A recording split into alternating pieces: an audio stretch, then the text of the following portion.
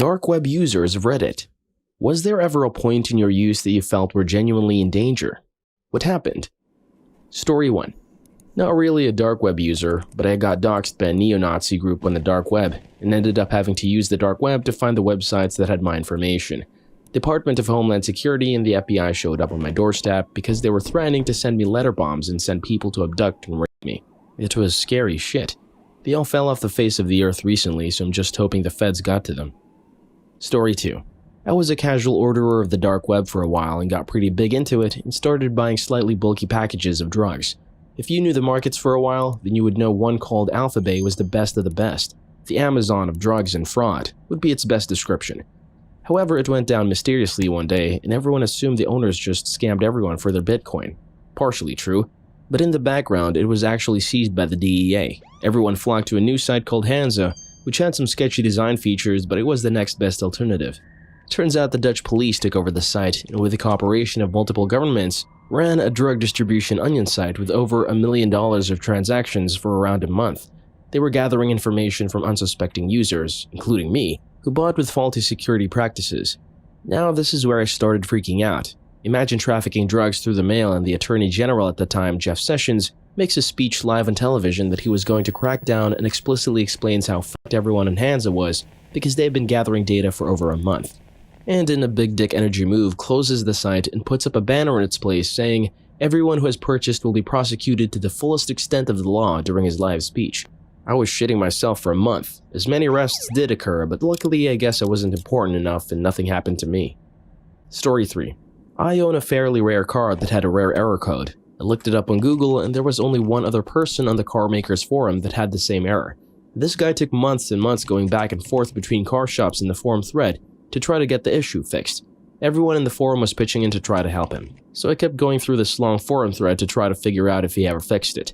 And suddenly there are no more replies from the guy. Everyone was scratching their heads for a while. We thought he had maybe gotten the issue fixed and didn't bother to update us on it. Then one day a news article popped up about a really rich guy who died in a Thai jail cell. And then we connected the two stories and they matched up. The same make and model of the car in the news article matched up with his car. They were both claiming to be in Thailand at the time. So what happened was that the same guy who was still talking on the forum got raided by the Thai police around the same time he stopped replying to the forum. Turns out that he was running one of the biggest dark web marketplaces where drugs were being sold and exchanged. It had something like $1 million in revenue per day, and he was hiding out in Thailand while living in luxury. They found him dead in his jail cell a few days later. They claimed he died of suicide. I suppose you're talking about Cases, the funder of Alphabet. The dude was stupid enough to use his real email ID, the one he was using for LinkedIn and all legal businesses, taxes, etc., to send welcome messages to people who signed up on the website. Story 4. Not the modern dark web, but back in the days of the Usenet, I posted some harsh criticism in alt.religion.scientology. The online threats were funny, but when I started getting death threats by mail, I backed the fuck off. For a little more backstory, I posted a bunch of criticisms of the COS in the Usenet group alt.religion.scientology. This was in the late 90s and well before most modern forums and content aggregators like Reddit existed. Fark was the big one and Dig was just starting to get popular. I was in high school and was using my home computer as an FTP server for a Wares group on IRC, because I convinced my dad to sign up for a 90-day free trial of this new thing called broadband. It had 3 Mbps down and 1.5 Mbps up. Of course, we never cancelled it. They figured out who I was by using a cute FTP vulnerability to get root directory access to my PC. The death threats were bad enough, but what really sticks with me is the malice of deleting my family photos, including the last picture is us with my dad while he was alive. I was the typical invincible feeling young adult and I was more concerned about worrying my mom than I was about my own safety. This was long before doxing was a thing, and online threats going from email to handwritten letters was terrifying, but as a high school kid, I never would have admitted it. Nobody asked, but if I was confronted in person, I would have fought back. 18 years later, if they really held a grudge and threatened me again with the same malice expressed in those letters I got, I would open the door with a gun in hand, and if they tried to get in, I would assume that they were intending to kill me and shoot first. Story 5. There are hitmen, human trafficking, snuff films, and such, but a vast majority of these sites are scams asking you to send them Bitcoin. A small portion of users on the dark web would be there for this sort of stuff. However, buying drugs online is quite popular and widespread. Single vendors can have $500,000+ in lifetime sales. You use PGP to encrypt your address so only the seller of the drugs has access to your private info. If your package is seized, law enforcement has no proof you ordered it unless they seize your computer and you have that information stored on it. You can use Tails or USB to avoid this. Even if your package gets seized, you'll often get a quote-unquote love letter saying what they seized, and there's no follow-up after that. Story 6. Not dark web, but I used to work for a disabled guy. He'd been pretty badly disabled for 20 years, and spent most of his time gaming and watching films. He was there early on when torrenting and file sharing started. He even said that he topped some lists of most prolific downloaders worldwide in the early days. Could be bragging, I don't know. He told me he'd only ever had any issues once. He downloaded a film for his kids, Snow White and the Seven Dwarfs. He was in the habit of checking every film before he lets his kids watch, but didn't this time. Just hit play. He looked up at the screen after a minute or so to see a Snow White-themed child porn video playing. 1 woman, 7 kids, etc. He didn't go into detail or say how much his kids saw, just that he freaked out, exited the file, and then went to the bathroom to throw up. Story 7. Religious Silk Road and CGMC user here. I used to get the stuff delivered to my dorm, but the package didn't come directly to my room. I had to go pick it up from my dorm's building office. For my 3rd or 4th order from Silk Road, I got an email saying that a package had arrived for me, but when I went to pick it up, I was told by a resident assistant that my package was in the DOR's office. I got freaked out. I also, for some reason, was getting a lot of spam calls, which just added to my anxiety. I was scared shitless. I didn't go to pick it up for like 4 days, meanwhile I kept getting emails from the DOR's office to come get my package. I didn't go because I thought that was a setup, but after a couple of days I said fuck it and went to pick up my package. I had paid a lot of Bitcoin for that order and wanted to consume what I had ordered. When I got there, I realized that I was freaking out for no reason. The people holding on to my order couldn't have been nicer. They couldn't give me a reason why that package was delivered there and not to my dorm, so I just kept ordering more. Edit. The package was always delivered by USPS Priority, which is run by the federal government, and I went to a state university, so technically the federal government transported funny stuff to the state government for me. Story 8. Not the dark web, but mid-90s web. I was 12 and obviously puberty was in control. These were chat room days. Kid I was acquainted with, an Eagle Scout nonetheless, had all these floppy disks full of pornographic images from some asshole supposedly in Texas. I and a few other friends were over puberty, so we were eager to see naked women. It soon took a quick turn with girls that were likely my age. I immediately noped the fuck out and never really talked to the kid again. But knowing the Boy Scouts, I wasn't getting involved. But I was 13 and didn't even want to tell my mom I was interested in women. I regret that day a lot. I should have called the police. Sadly, I just compartmentalized it. 1996 was weird. Story 9. Someone who isn't me was on a drug marketplace once, where heroin, crack cocaine, and sometimes PCP are listed, but if you're experienced, you don't even bat an eye. What that person did see once were pills pressed from the residue powders that ostensibly covered the press. These included mixtures of meth, fentanyl, Xanax, Molly, amphetamines, GHB.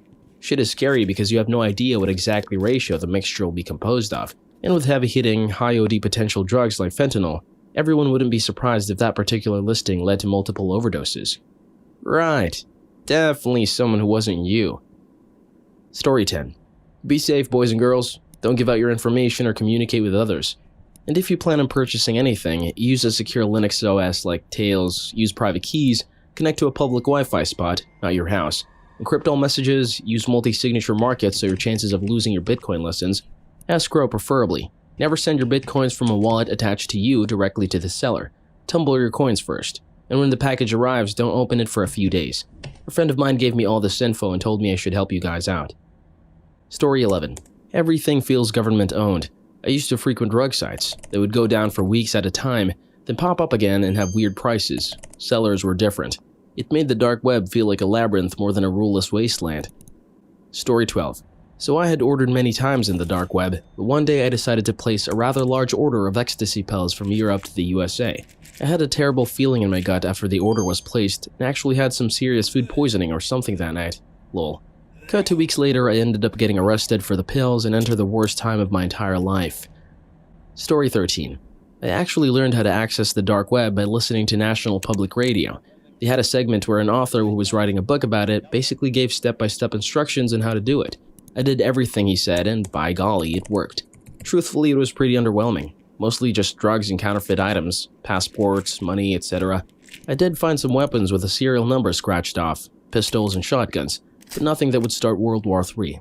I also saw a couple of ads for hitmen, but they seemed pretty hokey and were most likely undercover cops.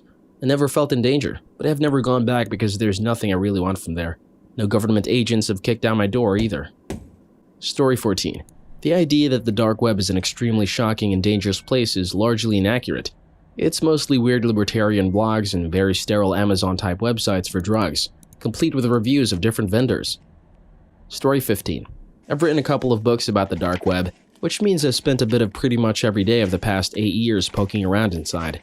Over the years, I spoke to, interviewed, and even visited many dark web identities, drug dealers and operators of darknet markets mostly. I attended the trial of one of the evilest people on the planet. Lux, the owner of Herd to the Core, a child torture site, turned out to be a friendless, unhappy kid who built his evil empire from his childhood bedroom, with his parents blissfully unaware of what was happening under their noses. The only time I felt even slightly in danger despite all this nosing around in there was when I helped uncover a hitman scam. The owner of Bessa Mafia, the most profitable murder-for-hire site in history, came after me when I started writing about him. He made loads of threats. "You don't know who I am, but I know who you are and where you live." But that wasn't scary, as I had access to the back door of his site thanks to a friendly hacker and knew he didn't really want to hurt anybody. It took a bit of a darker turn when he told the people who had signed up to work as hitmen on his site, and who he made videos themselves burning cars with signs on them to advertise how legit the site was, that never sent them the promised money for doing so, that I was the owner of the site who had ripped them off. That could have become ugly, but luckily even the thugs weren't dumb enough to believe him. The only other time I've been a bit nervous was when Homeland Security wanted to have a friendly meeting with me on one of my trips to the US to attend a trial. They were friendly, but scary too. The books about all the above and other dark web stuff are here. Story 16. I've used the dark web once or twice. The scariest thing was when my screen went black for a few moments and turned back on. It wasn't anything big, just my display cable fucking up, but it did give me the creeps. As for darker, disturbing shit, I've only found a list of random addresses. The dark web really has a lot of stigmas associated with it. For the most part, it's just people curious about the dark web or people trying to scam you or sell you drugs. You have to do a lot of looking to find the really fucked up stuff. You're more likely to find dark web type crap on Reddit or YouTube than on the actual dark web. Story 17. Every time, remember that the person you just bought drugs from knows, number 1, your address, number 2, that you have drugs in your house, number 3, there's probably evidence of dark web usage in your finances, computer, or trash. They can rat you out with impunity just because they're feeling malevolent. They also could just get caught and be careless with destroying ex-customer information, so it hangs over my head to this day. Story 18. I never felt in danger using the dark net, but I did almost lose everything to it. I started in the Alpha Bay days, then Dream, and eventually Empire, which to my knowledge is still operating to this day. I ordered everything and anything, mainly out of curiosity. I wouldn't say I had a problem with anything in particular until the day I ordered crystal meth. Fast forward a few years later and I was slamming it and using it daily. I almost chose meth over my wife and 2 beautiful boys. And no one was the wiser, besides eventually my wife. No one at work knew. For the most part, I was pretty good at hiding my use, although I feel like I would have been caught eventually. 69 days sober today. I still struggle, but life is better. Story 19.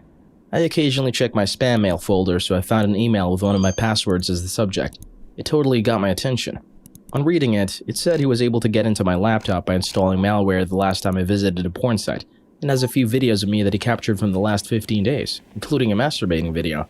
He'll forward it to everyone in my contacts if I don't pay him some $2,000 of bitcoins. I was sweating for 10 minutes before I decided to check. I have a bad memory, so I saved all my passwords in the browser. When checking it, it was the previous password that was mentioned in the subject mail. When checking hibp.com, I realized that Yahoo server was exploited some 2 months back, and this guy might have gotten the password from there. Anyways, there's no point in negotiating with a blackmailer. I'll just send another email with more money next time, so I let it go. Never received another email like that again. Story 20. I heard about all the dark web stuff when I was about 12 or 13, so I decided to look around, thinking it wouldn't be that bad. There were a few odd moments, chat boxes popping up, but can't remember what they said to me. Found plenty of sites selling stolen tech for cheap, counterfeit money, Silk Road alternatives, etc. I can't remember what the site was called, but I think it may have mentioned something about dead bodies. I've always had a strong sense of morbid curiosity, especially when I was young, so I clicked. At first, nothing was worse than things you might see on R5050, but then there were odd things like photos that weren't already publicly available. It was mentioned in the title, description, or comments, but I can't remember which. Obviously quite unsettling that these may have been genuine murderers or serial killers. Anyway, I suddenly scrolled onto what I still refer to as the worst thing I have ever seen. It was a completely skinned human, but they still had their eyes and teeth. They were skinned down to their muscles and tied up. Immediately closed my browser. I was 13, and up until then had never felt such a sudden sense of sadness, panic, and fear. It's been 7 years and I can still vividly see the image in my head, although I try not to think about it. Story 21. I wasn't in danger per se, just felt scared as fuck. I was at a library browsing because I've heard stories about the dark web and people finding out where you live, so I was already kind of scared going into it. I went there after school like 3 times a week and tried to find scary stuff. I didn't find anything interesting for the first month or so. After a while, I found a pretty interesting site. It was sort of like Craigslist, but on the dark web. People were selling drugs in themselves, just like reading the ads. Some of them were pretty funny. Like I was trying to find scary stuff, but instead, I found the nicest guy in the world asking if I wanted to buy heroin. The really scary stuff came after a guy sent me a private message. I don't know how because I hadn't made a post on the site, so there was no way he could contact me. But I was a dumbass, so I didn't question it at the time. He asked me vague questions about my sexual preferences, and I was having a hard time answering because I didn't speak or write or understand English as well as I do now. Also, I was 13, so I probably wasn't able to answer them in my first language either. I don't remember how the conversation went exactly, but I guess he liked what I said because he sent me a link and, like a dumbass, I opened it. I'll never forget what I saw. It looked kind of like Facebook in dark mode. The first post I saw there was of an unconscious naked woman who was bleeding a lot between her legs. The person who posted it also put a long caption in the pic, but I just remember the first line. She screamed like a bitch. I noped out of that site quickly. I closed the browser and the computer, picked up my stuff, and never went back to that library again.